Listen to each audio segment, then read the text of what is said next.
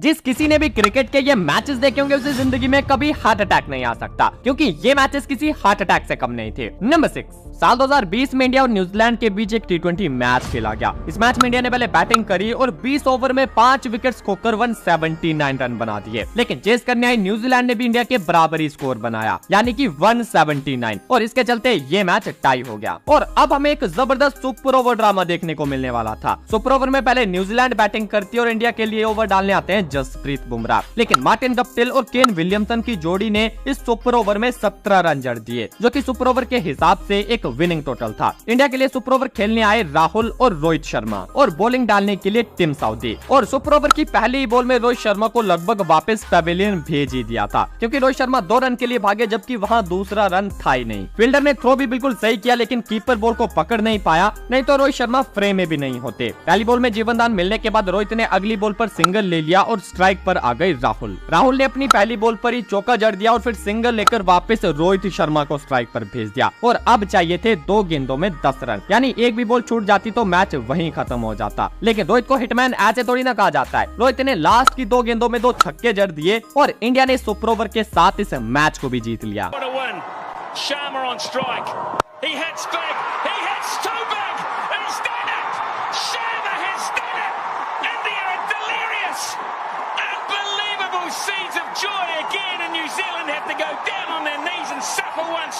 Number 5, जो लोग ये कहते हैं कि दिनेश कार्तिक तो सिर्फ आरसीबी के लिए फिनिश करता था, वो एक बार दिनेश कार्तिक की इस इनिंग को देख ले। ये बात है साल 2018 निधांस ट्रॉफी के फाइनल की, जो कि इंडिया वर्सेस बांग्लादेश के बीच खेला गया था। इस मैच के एंड में बांग्लादेशी जीत की मिठाई बांटने के लिए पूरी तरह से तैयार हो चुके थे, और इंडियन खिलाड़ी ये सोच रहे थे कि उन्हें इस हार का जवाब क्या देना होगा। बात कुछ ऐसी थी कि इस मैच में बांग्लादेश ने पहले बैटिंग करी और 20 ओवर में 166 रन बना दिए, लेकिन चेस कर रहे इंडियन बैटिंग बुरी तरह से कोलैप्स हो गई। सिर्फ रोहित शर्मा ने 50 मारा और बाकी बैट्समैन जल्दबाजी में आउट होते गए, और इस बैटिंग कोलैप्स के चलते इंडिया टीम के 18 ओवर में 133 पर 5 विकेट उड़ चुके थे, और अब भी इंडिया को 12 गेंदों में 34 रन चाहिए थे। पिच पर दिनेश कार्तिक और विजय शंकर की जोड़ी थी। यूं कहा जाए तो इंडियन टीम और फैंस पूरी तरह से जीत की होप छोड़ चुके थे। ऐसे में 19वां ओवर डालने के लिए आते हैं रूबेल हुसैन। स्ट्राइक पर थे दिनेश कार्तिक, जिन्होंने अभी तक एक भी बॉल नहीं खेली थी, और जब पहली बॉल खेली तो वो सीधा छक्के के लिए गई, और इस बॉल के बाद कार्तिक ने रुकने का नाम नहीं लिया और इस 19वें ओवर में 22 रन जड़ दिए, जिसने इंडियन टीम और फैंस में एक बार फिर से होप जगा दी। लेकिन इंडिया को लास्ट ओवर में अब भी 12 रन चाहिए थे, और 20 ओवर डालने को दिया गया सौम्य सरकार को, जो कि एक पार्ट टाइम बॉलर थे। सौम्य सरकार ने पहली बॉल वाइड डाल दी। अगली बॉल पर विजय शंकर ने गदादारी भीम की तरह बल्ला चलाया, लेकिन बॉल बैट से छुआ तक नहीं। दिनेश कार्तिक विजय शंकर के पास गए और कहा कि भाई बल्ला घुमाना छोड़ो और मुझे स्ट्राइक दो। विजय शंकर ने ठीक वही किया और दिनेश कार्तिक को स्ट्राइक दे दी, लेकिन सौम्य सरकार की इस यॉर्कर के आगे कार्तिक भी सिर्फ सिंगल ले पाए, पर किसी तरह विजय शंकर ने अगली बॉल पर चौका निकाल दिया। लेकिन फिर कहानी में एक ट्विस्ट आ गया, क्योंकि इसकी अगली बॉल पर विजय शंकर कैच आउट हो गए। लेकिन अच्छी बात ये हुई कि स्ट्राइक पर दिनेश कार्तिक पहुंच गए थे, क्योंकि उस टाइम आउट होने पर स्ट्राइक चेंज ना करने का रूल नहीं था। Now last ball and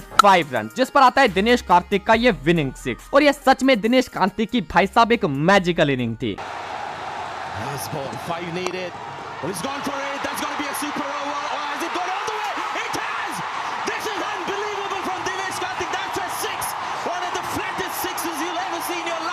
number 4, India versus Pakistan के आज तक मैंने जितने भी मैचेस देखे, ये मैच उस लिस्ट में टॉप पर है। इस मैच में आपको कई सारे हाई वोल्टेज मोमेंट्स देखने को मिलेंगे, लाइक मैच का पलड़ा एकदम से बदल जाना, खिलाड़ियों में हीट ऑफ द मोमेंट्स में हुई लड़ाइयां, फैंस के इमोशंस, प्लेयर्स का ईगो और celebrations, and at the end last ball finish. ये मैच किसी थ्रिलर मूवी से कम नहीं था, और ये मैच है एशिया कप 2010 का। इंडिया वर्सेस पाकिस्तान का ये मैच श्रीलंका के डैम्बुला स्टेडियम में खेला गया। पाकिस्तान ने टॉस जीता और फैसला किया बैटिंग करने का। ओपनर्स ने स्लो लेकिन संभली हुई शुरुआत करी और पहली विकेट के लिए 71 रन जोड़ दिए, जब हरभजन सिंह ने इमरान फाराद को स्लिट में आउट किया। इसके बाद सलमान बट और शोएब मलिक के बीच भी अच्छी पार्टनरशिप हुई और पाकिस्तान की दूसरी विकेट गिरी 144 के स्कोर पर, और सिर्फ 2 रन के बाद पाकिस्तान की तीसरी विकेट भी गिर गई, जब जडेजा के एफर्ट ने सलमान बट को 74 पर रन आउट कर दिया। इसके बाद पाकिस्तान के बाकी खिलाड़ी ज्यादा देर तक ग्राउंड पर टिक नहीं पाए और एक के बाद एक आउट होते चले गए, लेकिन शाहिद अफरीदी के ताबड़तोड़ 32 रन और कमरान अकमल की 50 के चलते पाकिस्तान जैसे तैसे 267 पर पहुंच गई। यानी कि अब इंडिया को 50 ओवर में 268 रन चाहिए थे और इस टारगेट को चेस करने के लिए उतरी वीरेंद्र सहवाग और गौतम गंभीर की जोड़ी और उनके सामने था शोएब अख्तर और मोहम्मद आमिर का फास्ट बॉलिंग अटैक। इंडिया के दोनों ओपनर्स इस अटैक के सामने स्ट्रगल करते नजर आए और इसी स्ट्रगल के बीच वीरेंद्र सहवाग 18 गेंदों में 3 रन बनाने के बाद इंजर्ड हो जाते हैं और फिर सुरेश रैना को उनकी जगह रनिंग के लिए आना पड़ता है। लेकिन सहवाग ज्यादा देर स्ट्रगल कर नहीं पाते और 32 गेंदों में सिर्फ 10 बनाकर आउट हो गए। अब ग्राउंड पर आए यंगस्टर विराट कोहली और 27 गेंदों में 18 रन बनाकर वो भी आउट हो गए और उनके बाद नंबर 4 पर बैटिंग के लिए आते हैं MS धोनी। अब ये दोनों सिंगल डबल करके इंडिया की बैटिंग को आगे ले गए और दोनों के बीच अच्छी पार्टनरशिप होने लगी और जब एक बार ये दोनों सेट हो गए तब बाउंड्रीज भी आने लगी और पाकिस्तान के खिलाड़ी इस पार्टनरशिप से इरिटेट होने लगे, जिसका रिजल्ट निकला कमरान अकमल और गौतम गंभीर की ये फाइट, जब कमरान अकमल फालतू में अपील करते हैं। अब इस फाइट ने पाकिस्तान की काफी हेल्प करी क्योंकि इस फाइट के बाद गौतम गंभीर एग्रेसिव खेलने के चक्कर में 83 के स्कोर पर बोल्ड हो गए और ये पार्टनरशिप टूटने के बाद इंडिया की बैटिंग एकदम से कोलैप्स हो गई क्योंकि रोहित शर्मा, MS धोनी और रविंद्र जडेजा ये तीनों सिर्फ 40 रन के अंदर आउट हो गए। अब इंडिया के 219 पर 6 विकेट उड़ चुके थे और जीत के लिए चाहिए थे 29 गेंदों में 49 रन। लेकिन दिक्कत ये थी कि इंडिया का सिर्फ एक प्रॉपर बैट्समैन क्रीज पर था जो कि सुरेश रैना थे और उनका साथ दे रहे थे हरभजन सिंह। बट इस मोमेंट पर भी रैना ने मैच को डीप ले जाने की जगह अटैकिंग इंटेंस से बैटिंग करी और भज्जी ने भी शोएब अख्तर को ये छक्का मारकर रैना का साथ दिया और इस काउंटर अटैक के चलते इंडिया जीत के करीब पहुंच गई थी क्योंकि लास्ट 12 गेंदों में सिर्फ 16 रन चाहिए थे। सेकंड लास्ट ओवर डालने आए शोएब अख्तर और इस ओवर में आ गए 9 रन और ओवर खत्म होने के बाद अख्तर ने भज्जी को स्लेजिंग शुरू कर दी। ये मामला इतना ज्यादा गर्मा गया कि इन दोनों ने पंजाबी में एक दूसरे को खूब गालियां बकी। Now cut to final over. Mohammad Amir की 6 गेंदें और बचे थे 7 रन और इस ओवर की दूसरी बॉल पर सुरेश रैना स्ट्राइक के चक्कर में रन आउट हो गए। अब 4 गेंदें और 6 रन। स्ट्राइक पर थे प्रवीण कुमार जो कि अपनी पहली बॉल पर 2 रन के लिए भाग गए और अगली बॉल पर प्रवीण कुमार ने सिंगल लेकर भज्जी को स्ट्राइक पर ला दिया। अब 2 गेंदों में चाहिए थे 3 run and Bhajji finish off in style क्योंकि आमिर की बॉल पर भज्जी ने छक्का मारकर इंडिया को यह मैच जितवा दिया था।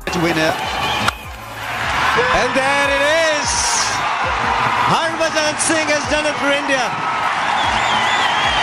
What a feeling in the dressing room. और मैच के बाद जो उनका सेलिब्रेशन था वो तो भाई और भी ज्यादा थ्रिलर था। एक शेर की तरह चौड़ी छाती करके भज्जी शोएब अख्तर को घूरते हैं और अख्तर भी उन्हें बाहर जाने के लिए कहते हैं। भाई सच बताऊं तो ये मैच अपनी high intensity, ups and down और इमोशंस के लिए हमेशा टॉप पर रहेगा। नंबर 3 अगेन हम एक और इंडिया वर्सेस पाकिस्तान का मैच देखेंगे जिसने लास्ट ओवर तक सस्पेंस बनाकर रखा। कभी लग रहा था कि इंडिया जीत जाएगी और कभी लग रहा था पाकिस्तान। ये मैच है 2014 एशिया कप का जो कि मीरपुर में खेला गया। इंडिया ने पहले बैटिंग करी और 50 ओवर में 245 रन बना दिए जिसमें रोहित शर्मा, अंबाती रायडू और जडेजा की 50s आती हैं। अब चेस की बारी आई जिसमें पाकिस्तान के ओपनर्स ने ताबड़तोड़ शुरुआत करी और पहले विकेट के लिए 11 ओवर में 71 रन जोड़ दिए और ये पहली विकेट ली अश्विन ने। इस विकेट के बाद अश्विन और मिश्रा जी की जोड़ी का जादू चला और 113 पर पाकिस्तान के 4 खिलाड़ी आउट हो गए। अब क्रीज पर थी मोहम्मद हफीज और शोएब मकसूद की जोड़ी और इन दोनों ने इस ओडीआई मैच को टेस्ट की तरह खेलना शुरू कर दिया। हालांकि इन दोनों की पार्टनरशिप अच्छी हुई लेकिन ये दोनों काफी ज्यादा डॉट गेंदें खेल गए। मोहम्मद हफीज ने 117 गेंदों में 75 रन बनाए और शोएब मकसूद ने 53 गेंदें ली 38 रन बनाने के लिए। लेकिन फिर भी इस पार्टनरशिप ने पाकिस्तान को मैच में बराबरी पर ला दिया था। जब ये दोनों आउट हुए तब पाकिस्तान का स्कोर 6 विकेट पर 203 रन हो चुका था और ओवर्स हो चुके थे 45, यानी कि पाकिस्तान को लास्ट के 5 ओवर्स में 40 रन चाहिए थे। और यहाँ से शुरू हुई शाहिद अफरीदी की विस्फोटक बल्लेबाजी। अफरीदी ने एक के बाद एक बाउंड्रीज मारना शुरू कर दी और इस ताबड़तोड़ बैटिंग के चलते पाकिस्तान को लास्ट 12 गेंदों में सिर्फ 13 रन चाहिए थे और उनकी 4 विकेट्स बाकी थी। लेकिन 49वां ओवर डाले भुवनेश्वर कुमार जिन्होंने इस मैच को एक बार फिर से इंडिया के फेवर में ला दिया। इस ओवर में भुवी ने सिर्फ 3 रन दिए और 2 खिलाड़ियों को आउट कर दिया। अपारी का लास्ट ओवर था जिसमें 10 रन बचे थे और ये ओवर दिया गया अश्विन को। अश्विन ने पहली बॉल पर सईद अजमल को बोल्ड कर दिया जिससे पाकिस्तान के 9 खिलाड़ी अब पेविलियन जा चुके थे। शाहिद अफरीदी अभी भी क्रीज पर थे लेकिन स्ट्राइक पर नहीं। लास्ट खिलाड़ी जो बैटिंग के लिए आए वो थे जुनेद खान जिन्होंने पहली बॉल पर सिंगल लेकर शाहिद अफरीदी को स्ट्राइक पर ला दिया। अब 4 गेंदें और 9 रन। अश्विन ने स्टंप्स को टारगेट करा लेकिन अफरीदी ने स्टंप से हटकर इस बॉल को ऑफ साइड के ऊपर से मार दिया और बॉल गया सीधा छक्के के लिए। अब 3 गेंदें और 3 रन। अश्विन ने इस बार अफरीदी को फॉलो करा लेकिन अफरीदी ने फिर से बॉल को हवा में खेल दिया। जिस तरह से बॉल हवा में ऊपर गई थी सबको लग रहा था कि शायद बॉल किसी खिलाड़ी के हाथ में जा सकता है, लेकिन बॉल जाती है एक बार फिर से बाउंड्री के बाहर और शाहिद अफरीदी के ये 2 लगातार छक्के इस मैच में पाकिस्तान को जीत दिला देते हैं। He goes again, goes big, that's up in the air.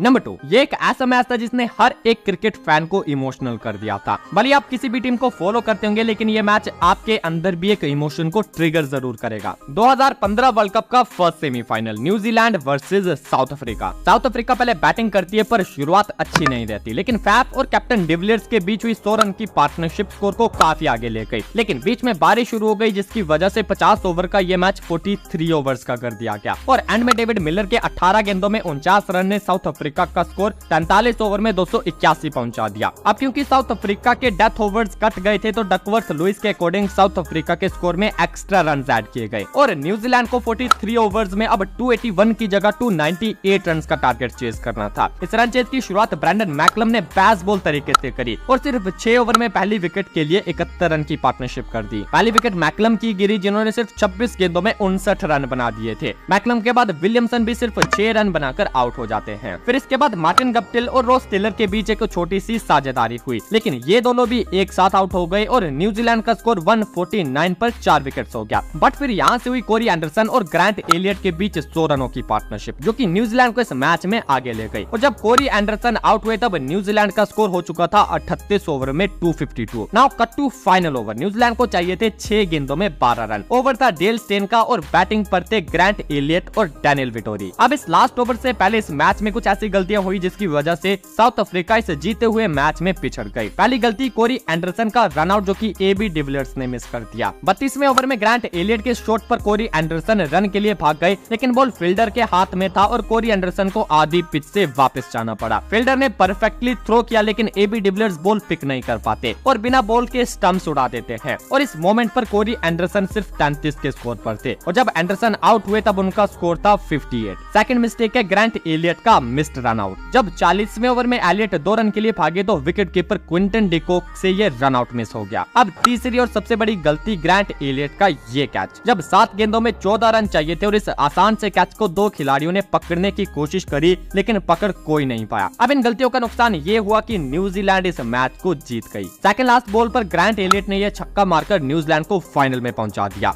Elliott on strike. Elliott hits it up into the grandstand, and New Zealand are in the World Cup final.